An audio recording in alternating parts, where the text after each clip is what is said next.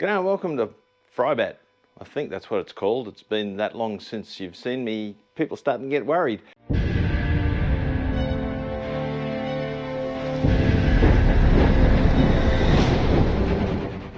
Well, I'm here, I'm alive, all's still good, just been very busy in the house, and I have to admit I've lost a little bit of motivation to film FriBaTs. And unfortunately car content is a bit thin on the ground at the moment because well, I'm just that busy with the house renos, and I know most people aren't interested in that. I will do a bit of a wrap up of what I've been doing, and of course had a wonderful break with my kids over Easter, which was really nice. So let's get into it. This is a bit of an anomaly, this beer. It's actually a local beer. It's from Tasmania. This is from the Communion Brewing Company, and I've just been to their website to have a look and see what they say about their beer, and it's not on their website. This is called a Dusty Wanderer Hazy Pale Ale.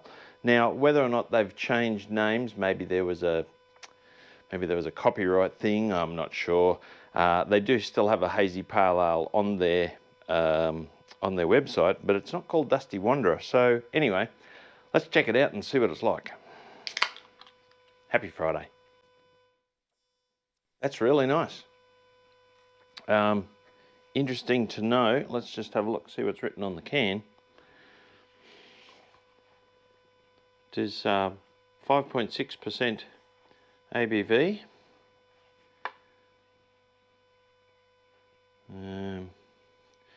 This beer contains water, malt, hops and yeast.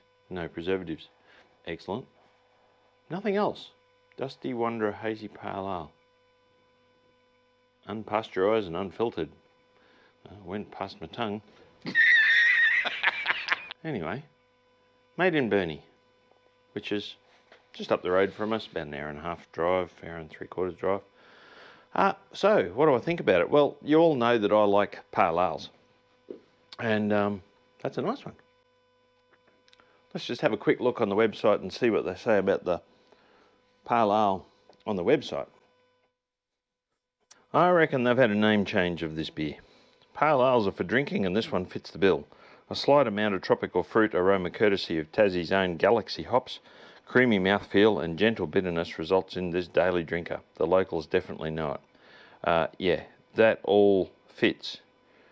But interestingly, nothing about the Dusty Wanderer. So I would say it's had a name change due to copyright issues.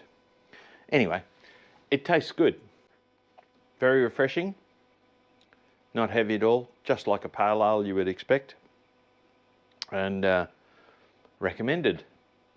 On my spanner scale, gosh, I don't remember how to do all this. On my spanner scale, that's a solid 4 out of 5 spanners. Recommended. Okay, this week's tool. Yes, you've seen this one before. I've shown you this before. In fact, I'll put a link up to it up here. I think up here, could be up there. This is a hose clamp, remote pliers, very handy for radiator clamps on vehicles, and they go with these type of, a little bit hard to show you there, these type of hose clamps. The problem with this for small ones is that you start out very, very wide, plus you've got this unwieldy. If you've got access to that, you really need a pair of pliers to be able to get to that. And what we have here is a pair of hose clamp pliers. Now, I'm not sure about overseas, but certainly in Australia, Temu, which is a Chinese version of Amazon, I guess you'd say, has gathered a lot of pace over the last 12 months probably. And yes, Chinese tools. So sometimes when you're looking for simple tools like this is a great place to go looking for these type of products.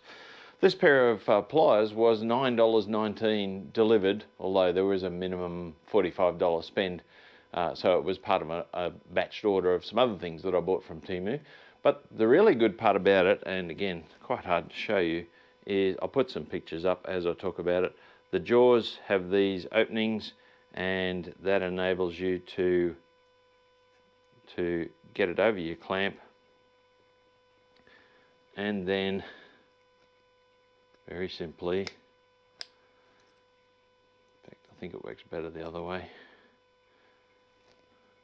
Now that's much easier. If anyone who's ever tried to struggle with a set of long nose pliers trying to take these clamps off will know the struggles with that. Now obviously this is not going to be any good for wider clamps like the radiator clamps. That's why I have this other tool. That's what that's for. But for $9.19 I wanted to give this thing a go, and I reckon it's actually pretty darn good. It seems to be reasonably well made. Its tolerances are okay. There's not much slop in the pin, and really at the end of the day you're buying a cheap Chinese tool for $9. So I'm not too it's not like buying Knipex where a pair of cutters or side cutters, their accuracy is really important. But yeah, look, a great little addition to my kit. And yes, I know I have said before I don't like buying Chinese wherever possible, but sometimes when you're looking for these sort of things, China and Taiwan for that matter do it really, really well. For $9.19 it's a definite plus to my addition of my toolbox. The grip is nice, it is well sprung for automatic opening, and yep, I'm really happy with those. So let's talk about functionality on my beer scale. These are a 5 out of 5 for functionality quite easily. They do exactly what they do. Yes, you can use a pair of long nose pliers for it, but again, if anyone who's on the channel or is watching the channel and has done that will know that's a pain in the neck and often slips. And yeah, having specialist tools for a specialist job is a really, really good thing. So 5 out of 5 for functionality. For value for money, well, you can't beat a $9 tool, although it was part of a minimum order of $45 to get free shipping. Did I look on Amazon? No, I didn't, but I'll have a quick look in editing and I'll put a picture up here if Amazon has something similar, because of course then they're likely to be free shipping if you're part of the Amazon Prime network. And of course eBay, etc. will have them as well. But this Temu thing is certainly, it's caught my eye, and I have bought a few things off there. Yeah. Is that a good thing or a bad thing? Anyway, value for money, 5 out of 5 beers for the clip pliers. Alrighty, well, first one back for a while, and that was a pretty quick FriBaT, but hopefully everything's good with you. I apologise for not posting for so long, and I will try to become more diligent with my posts and be a little bit more frequent again. Getting feedback from you guys helps me keep my motivation.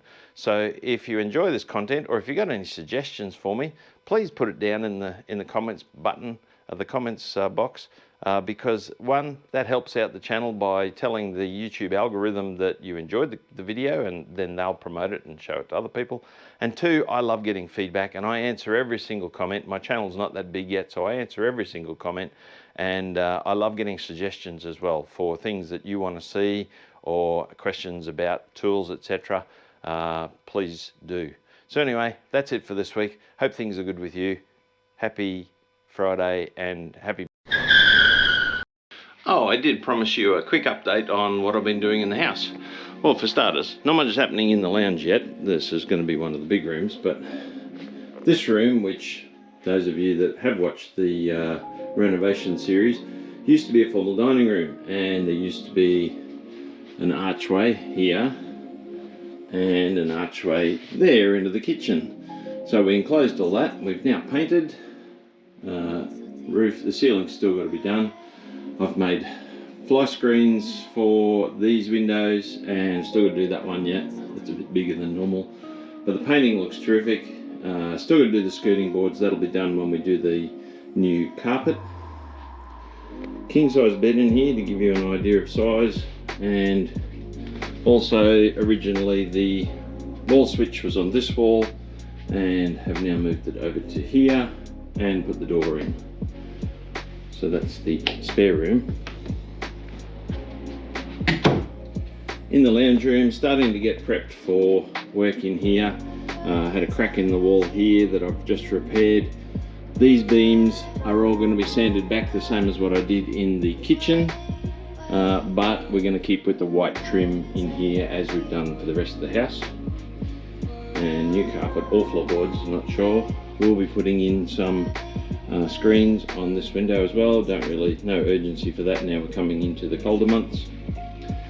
But the big change that you wouldn't have seen, that I've been very busy with, and Tracy of course, she gets in and paints as well, is this all used to be that horrible pinky apricot-y colour, and now it's a lovely grey.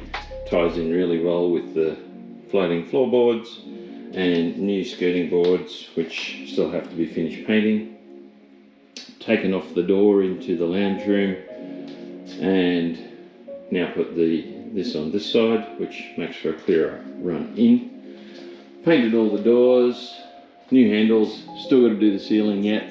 And again, those of you that will remember, this used to be brick wall and it's now gyprocked and corniced. And white trim as opposed to the Tassie oak trim in the kitchen. White doors, which used to be that horrible mission brown colour. Toilet reno is going to be next. It needs sanding, painting, putting in a new toilet, new skirting boards, and exhaust fan and downlights. Most of these type of lights will be replaced with downlights. This was the wall that I had to repair underneath because of the water damage from the ensuite. So that's been repaired, new piece of gyprock put in the bottom, new skirting boards and painted.